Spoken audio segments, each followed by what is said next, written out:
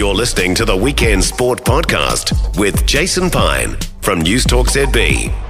As mentioned, Qatar have made a big play to be the hosts of the six-match finals weekend of Rugby's Nations Championship when that starts in 2026. Now, this is the new biennial competition due to start, as I say, in 2026. It'll feature 12 countries, the Six Nations sides, along with South Africa, New Zealand, Australia and Argentina, and probably Fiji and Japan as well. Now, the Gulf state have launched a massive financial bid to lure the playoff games for the new tournament on an 8-year deal that could be worth the equivalent of 1.6 billion New Zealand dollars.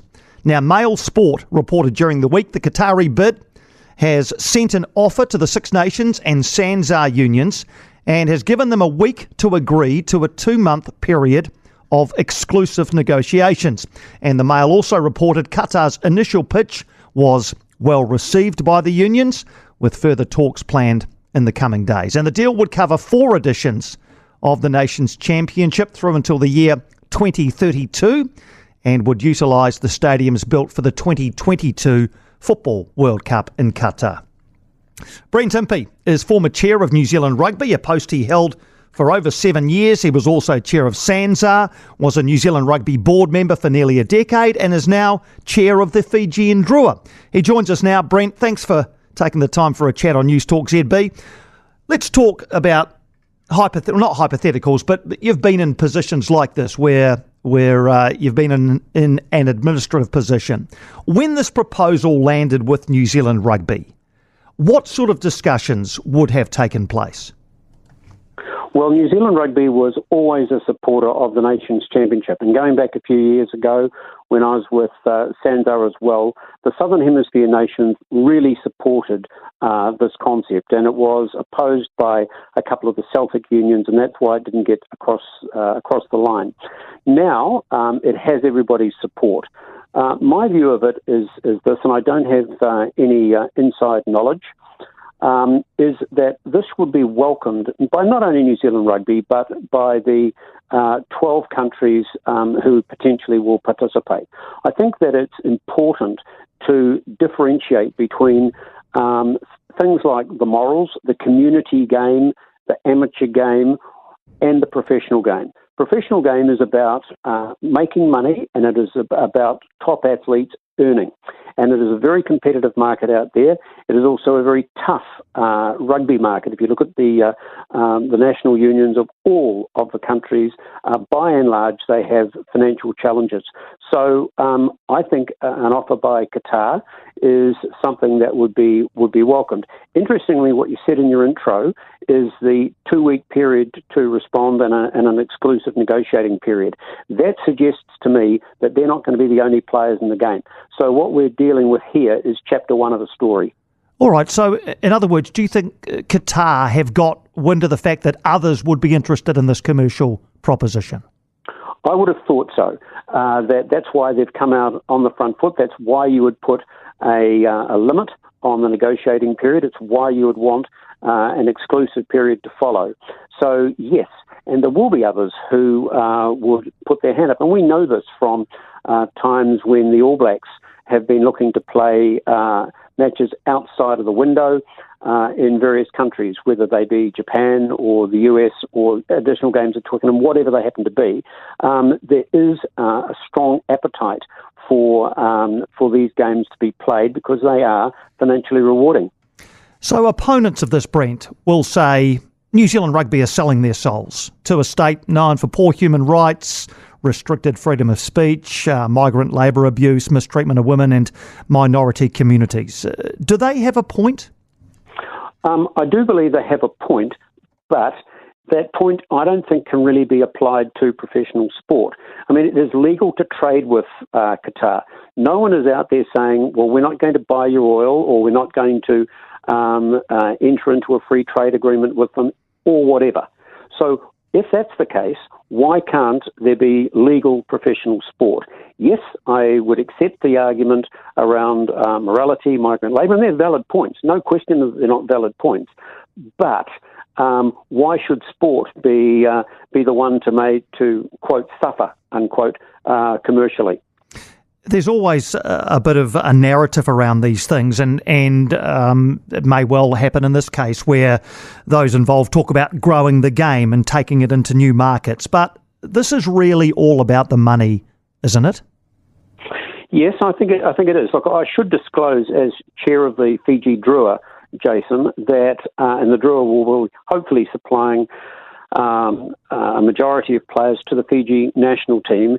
Someone like Fiji, this is terrific because the game in Fiji needs money, whether it's to continue to fund the game at schools, clubs, whatever it is, the women's game, etc. So money is needed in. So if I put on my Fijian hat, this is something that we would absolutely love and want to be part of, as well as we would like to be part of the Rugby Championship, and are sort of not pleased with the fact that SANZAAR has so far rejected both Fiji and Japan coming in. So having said that and made that disclosure, the answer to your question is yes, it does favour the top 12. And it does raise questions as, well, what about the next lot? What about the Portugals, the Chiles, the Uruguays, US, Canada, etc., Georgia, whatever? So what about them? Well, I think that the answer is that if we can get this Nations Championship going, that World Rugby, and I know that World Rugby is working on this, to develop another tier with, and so for starters, there's the competition which is now involving Samoa, Tonga, USA, Canada, Chile and Uruguay on the one hand, and they're looking at a European and African competition on the other, as sort of a second division for the next 12. Now, I think there's an argument that that's a good thing, definitely, and then you've got to go beyond that to try and widen the game. So in the very first instance, the Nations Championship was aimed at A, bolstering the leading unions, B, providing an opportunity for countries such as Fiji and Japan coming in, and C, then enabling a promotion relegation set up to apply. And if you go back a few years, the reason it fell over last time was the North, particularly some of the countries in the Six Nations, not accepting that they could ever contemplate promotion relegation. Mm. In terms, you talked before about being there may be other possible suitors, others who want to get involved commercially. Qatar are reported to have said that they're able to return the equivalent of 1.6 billion New Zealand dollars. These are eye-watering figures, Brent. At some point, regardless of who is giving you the money, is there a point or a dollar amount at which any sport will have its head turned and find it impossible to refuse? Well, rugby is an interesting concept, Jason. I mean, when I joined the board of New Zealand Rugby in 2012, my memory is that we had $100 million in revenue and $100 million in costs going out. When I left in 2022, wow, the revenue was $260 million, but so were the costs, $260 million. So it is a sport, and all sports have an insatiable demand for money to invest. And if you look at rugby, for example, there's issues, not only the community game, the schools game, the women's concussion, pick what you like. They all require substantial investment. There is no end. So therefore, the more money that can come into the system via the professional game, and the All Blacks in our setup are by far the most dominant source of revenue. In fact, for many years, the only source of profit, if you like, or margin into New Zealand Rugby. So will any money that is earned by New Zealand Rugby for the Rugby Championship, do you think any of it will flow down, or will it all just go back into the elite professional game? Oh, no, it definitely flows down.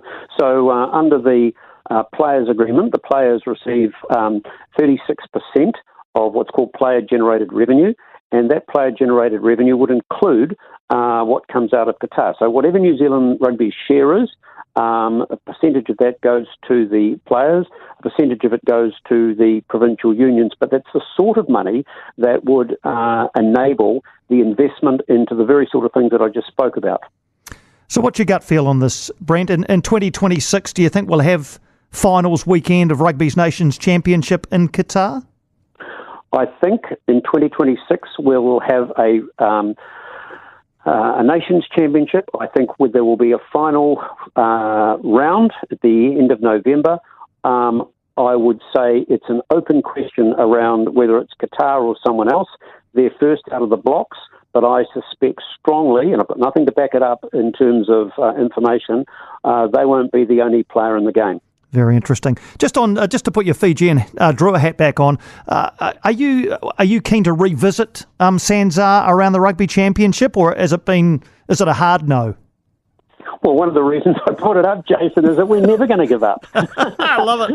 And I was hoping that out of this interview, the headline in the sports bulletins this afternoon is Fiji Drua chair demands Fiji go into the Rugby Championship. So yeah, I'm using you as a platform. I don't mind it. I don't mind that at all.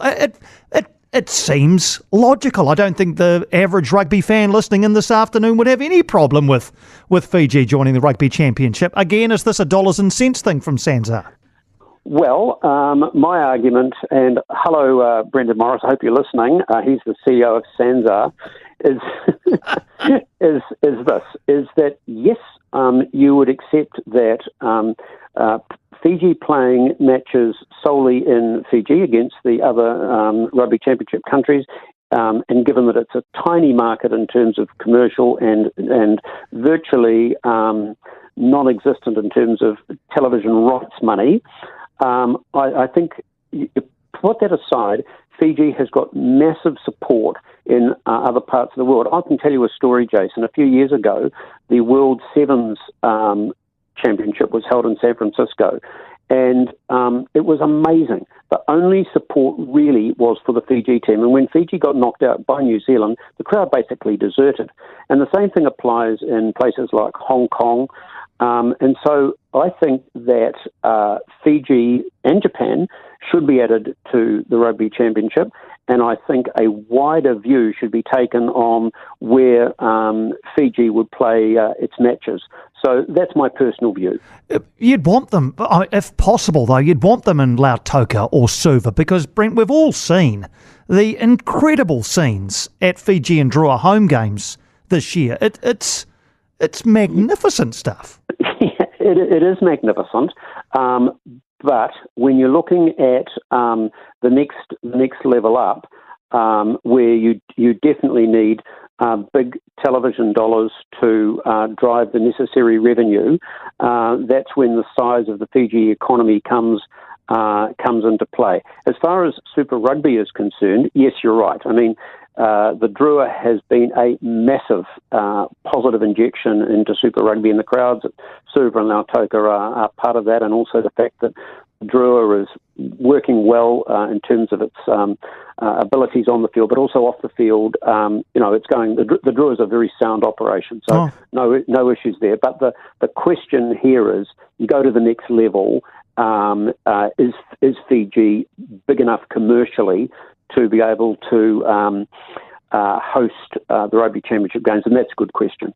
Okay, well, I guess step by step, but I don't think you'd find too many All Blacks fans who would be turning down the opportunity to watch an All Blacks Fiji test in Fiji. We know how long that's been proposed and on the table, and it's always been knocked back. Can you ever see a time when that happens? Yes, but again, this is outside of my remit because I'm the Drua and not Fiji Rugby. Yes. But the match that's going to be played in San Diego is an example of what you can do. I mean, I suspect the support for the Fiji team in that test match is going to be very substantial. So to me, where I would question your question is that when you've got to differentiate between what's professional and what isn't. And an All Blacks Fiji rugby test is a game played by professional rugby players. And so there is no point in operating these matches at a loss. And we found it. I mean, going back a few years, you may remember the All Blacks played Manu Samoa and Apia. And New Zealand Rugby subsidised that game enormously to enable it to happen. Those days have gone. And so you know the financial situation of national rugby unions, and so they need to get themselves into a position where they're commercially beneficial. Fascinating chat, Brent. It's taken us all over the place. I'll get our sports news journos onto the bulletins this afternoon with your quotes included. Always great to catch up. Thanks for taking the time. Okay, Jason. Good on you. Thanks, mate. That's Brent Impey there, former chair of New Zealand Rugby, a New Zealand Rugby board member for nearly a decade, former chair of SANZAR, now chair of the Fijian Drua. Love that he took the opportunity during the interview to talk a little bit about Fiji being included in the Rugby Championship. For more from Weekend Sport with Jason Pine, listen live to News Talk ZB weekends from midday or follow the podcast on iHeartRadio.